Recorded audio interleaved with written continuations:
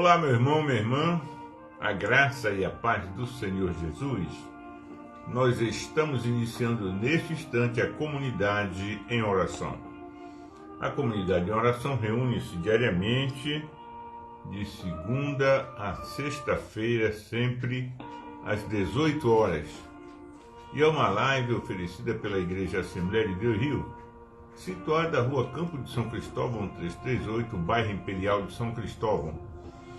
Você, meu amigo, minha amiga, que está recebendo a notificação que estamos ao vivo, você é o nosso convidado, nossa convidada a participar conosco deste momento de comunhão com Deus, deste momento de oração intercessória, deste momento de reflexão na palavra do Senhor.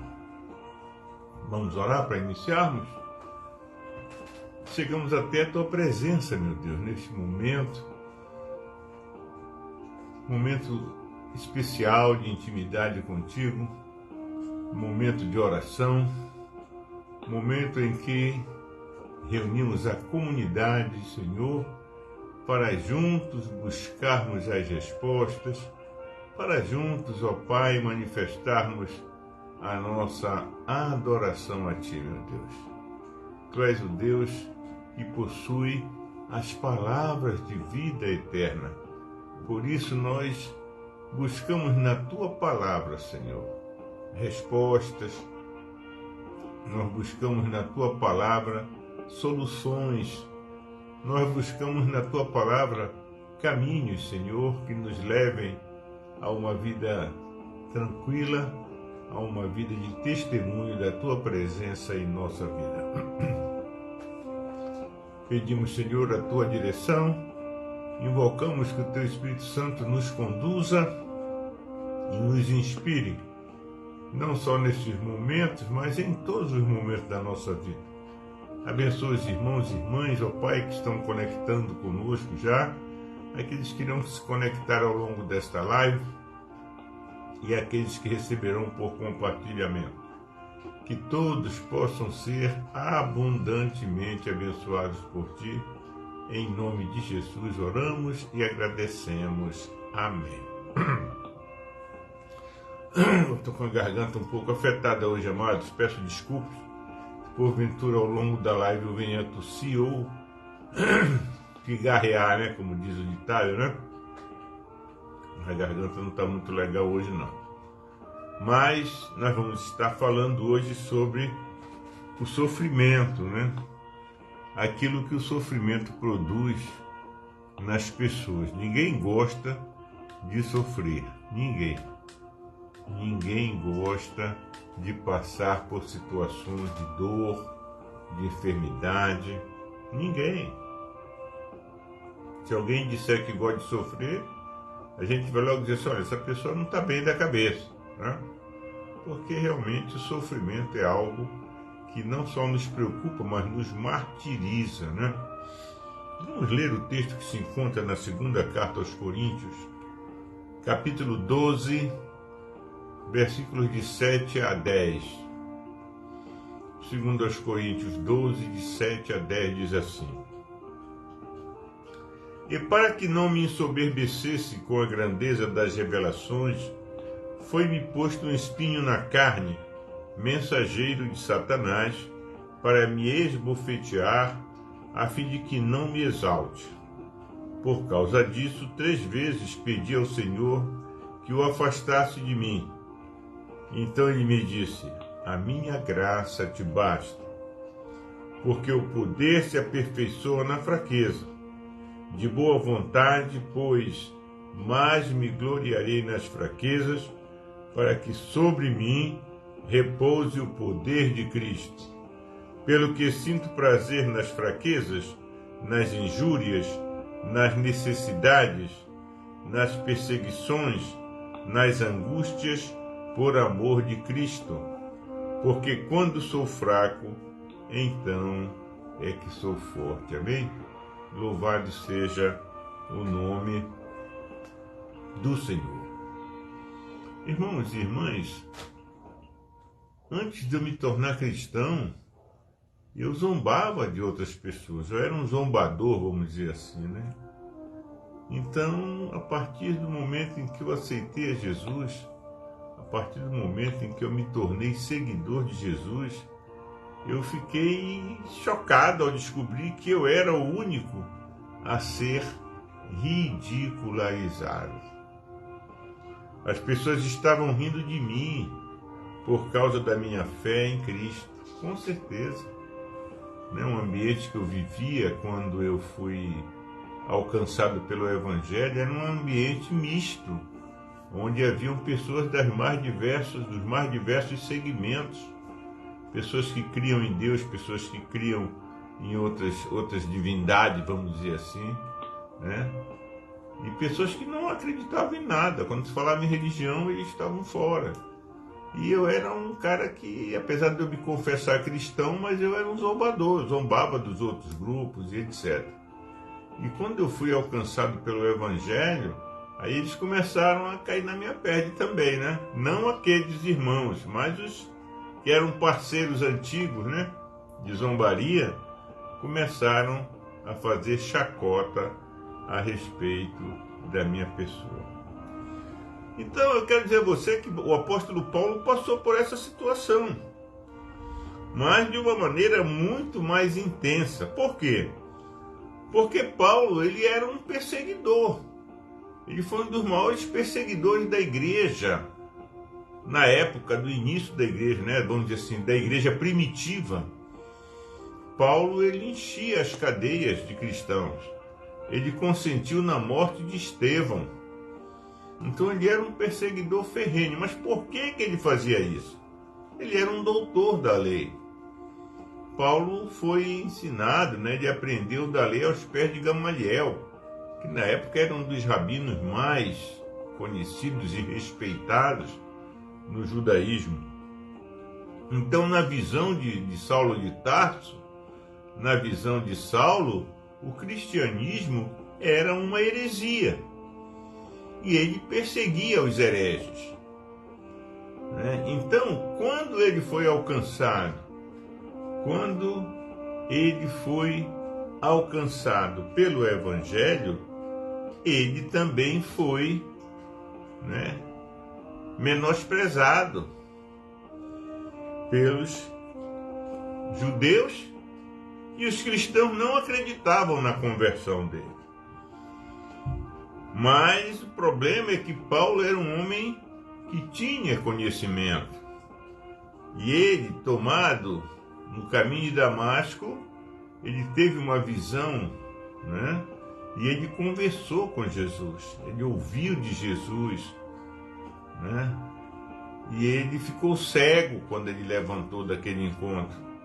E 3 dias depois, ele experimentou um milagre na vida dele, que foi a restauração da sua visão.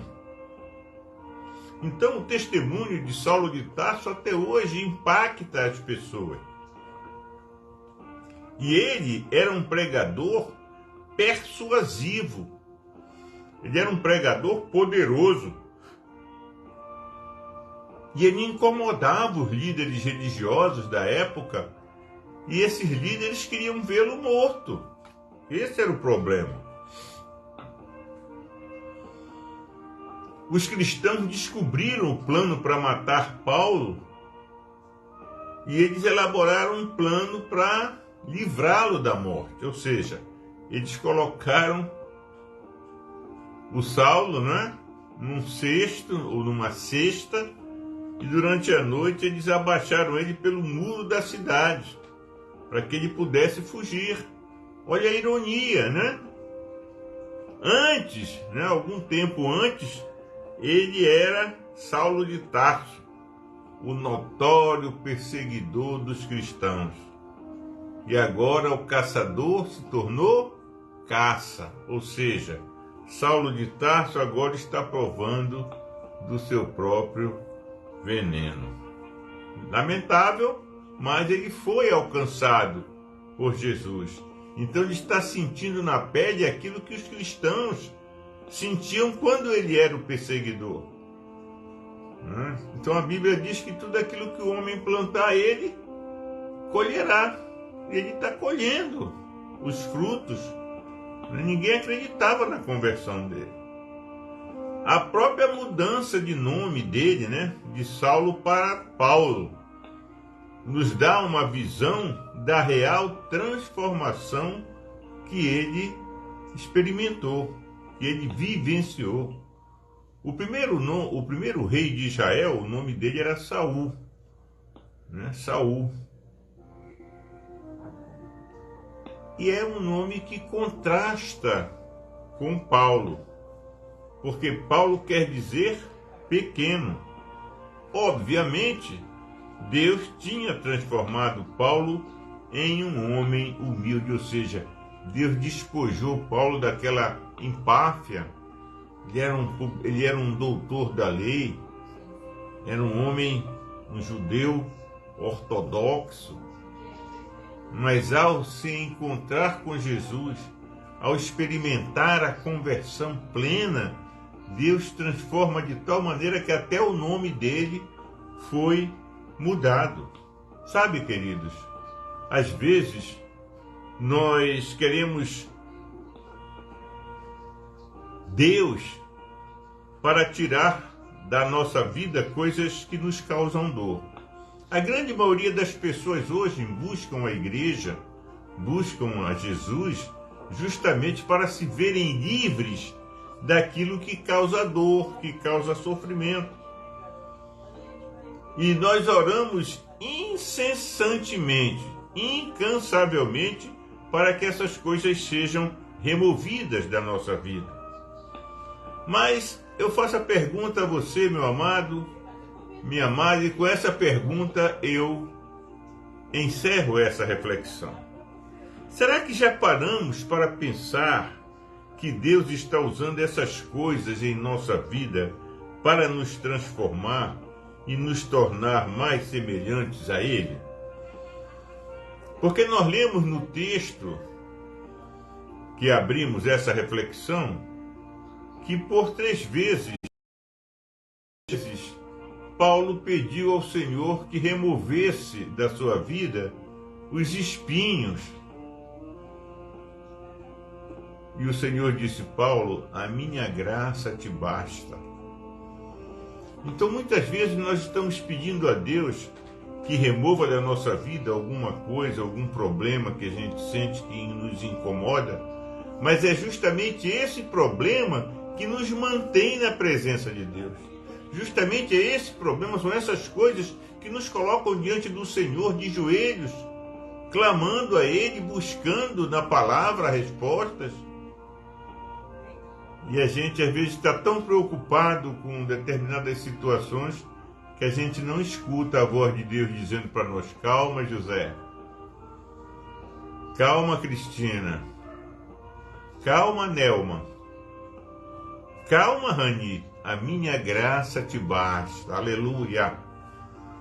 Então que nós possamos guardar no nosso coração essas palavras que vêm da parte de Deus através da Bíblia para a nossa vida, para o nosso coração, até para que nós entendamos, não é, que Deus, Ele não quer o nosso mal, mas Ele nos quer próximos dele.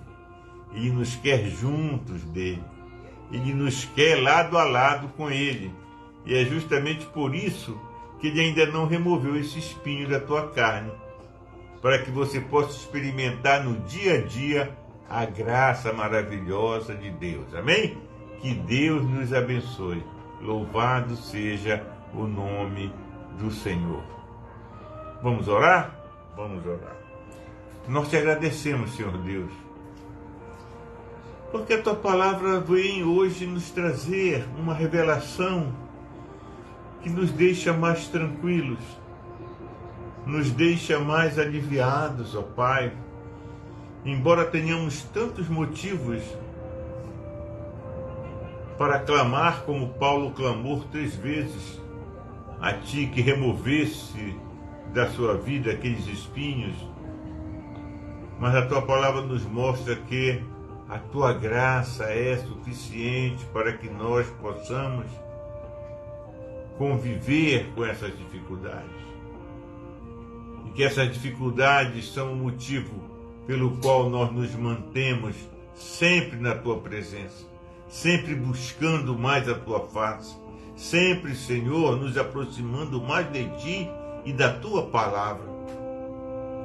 Muito obrigado, Senhor, pela forma como tu nos tratas, pela forma como tu nos revela a tua vontade e aquilo que é melhor para nós, tu procuras sempre, Senhor, nos apresentar, mesmo que nos cause dores ou sofrimentos. O melhor está por vir.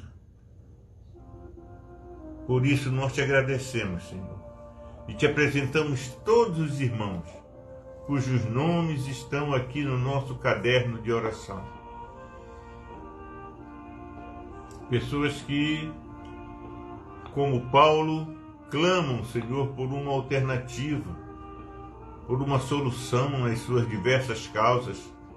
Aqueles que clamam por saúde, aqueles que clamam por libertação, aqueles que clamam, Senhor, por justiça, aqueles que clamam por sua família, pelo seu casamento, pelos seus filhos, aqueles que clamam por uma oportunidade de trabalho. Meu Deus, quantas preocupações são apresentadas a Ti diariamente,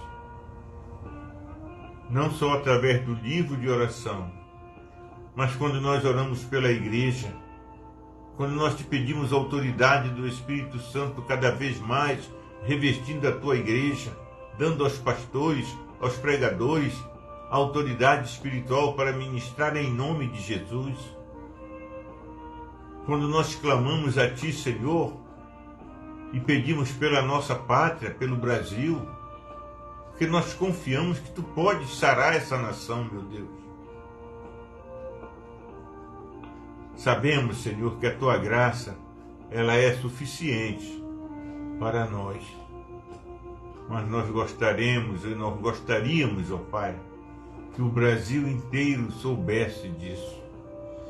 Que o povo brasileiro pudesse tomar posse, Senhor, dessa promessa que a Tua palavra nos apresenta. A minha graça te basta. Muito obrigado, Senhor.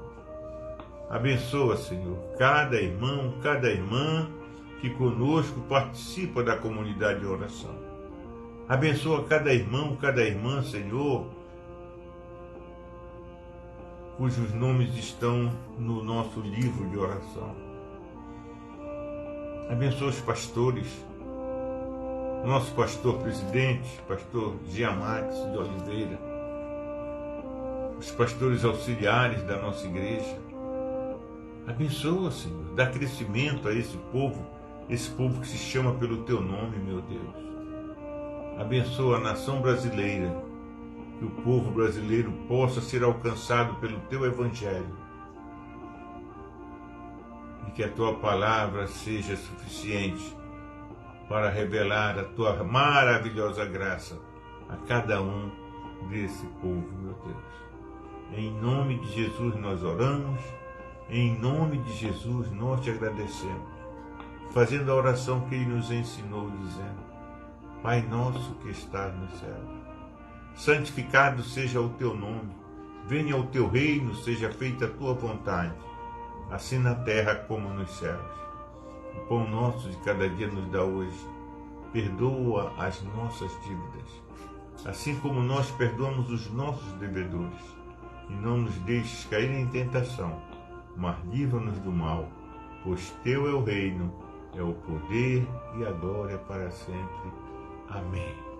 Que a graça de Jesus Cristo, o amor de Deus nosso Pai e a maravilhosa comunhão do Espírito Santo seja convosco hoje e permaneça para sempre. Todos digam amém. Louvado seja o nome do Senhor, meus irmãos, minhas irmãs. Um excelente final de semana a todos.